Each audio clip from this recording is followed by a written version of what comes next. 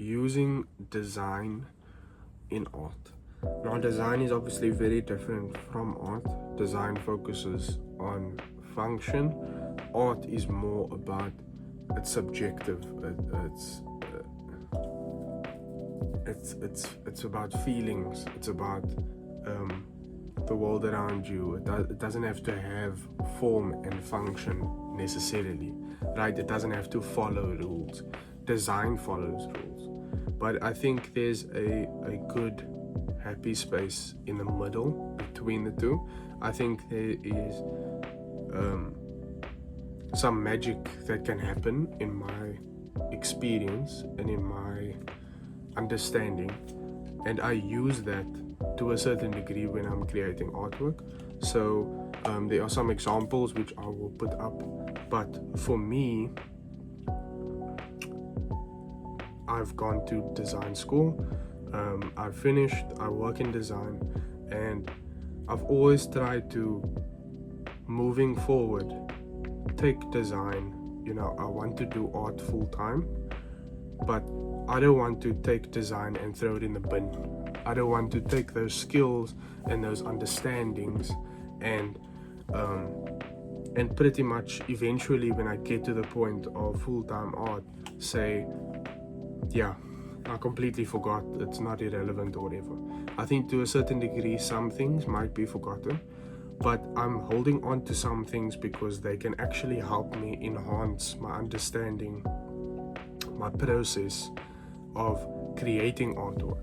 So I obviously like to use references, and for some realism stuff that I do as well, that is obviously all based on references, on scenes in pop culture, you name it. But I don't just want, the problem is everyone can take a still frame and draw it, right? And sometimes I still do that because maybe the still frame itself is enough. But the difference is, how do you take that and make it your own in being creative? Because yes, you steal, but do you steal like an artist? Once again, it's taking what you see, taking what you consume, and flipping it around and doing something that is different.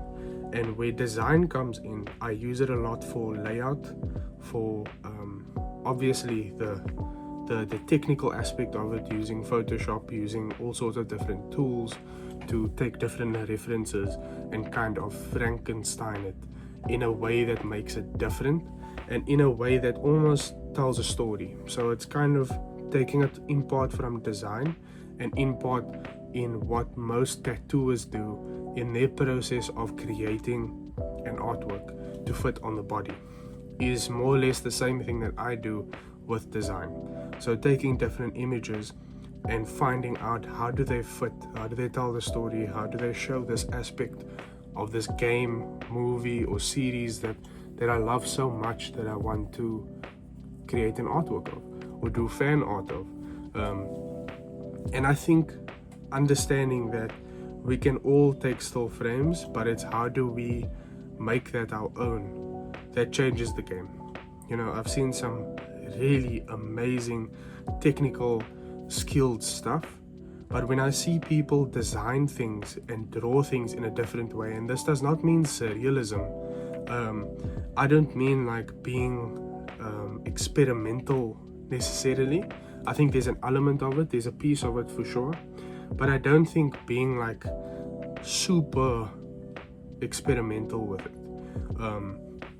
And I don't mean that in like a fine art way. I'm just saying that the way that you can create art does not have to be the standard way of doing things. Like when I draw portrait, it doesn't just have to be like this. You can view and look at a portrait in different ways, right? Like there's this guy on Instagram, this other fellow artist, I will say, that says always never draw standard facial expressions when doing portraits. Do the weird ones, do the different ones, because you'll learn more by doing them than doing standard portrait facial expressions and stuff like that. And it also makes it more interesting. And that's a type of thinking that I think design and art in conjunction can create. It's thinking about, how do I take something or an element of this and make it become this. Now, I'm not saying this like I'm a pro. This is something that I'm pursuing for quite some time and looking at, and where I can create these beautiful artworks that are laid out in a specific way and are almost like these imagery that is curated and put together, like I said, Frankenstein. Then I take that opportunity to do it. And it's not always, because sometimes nothing aligns, the imagery doesn't come together, it doesn't tell enough of a story, it doesn't hold enough, or it just looks wrong. But it's trusting the process that if it doesn't work, it doesn't work. You don't force that. But when it does work, it can be beautiful and it can be different.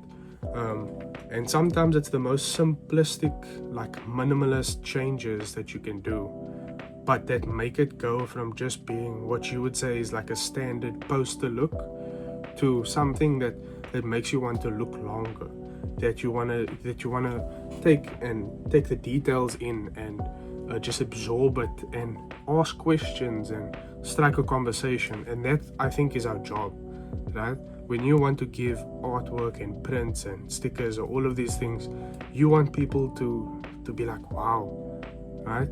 But that's entry level. You want people to really dig into it. You want people to question it, to ask you, how did you even manage to do this?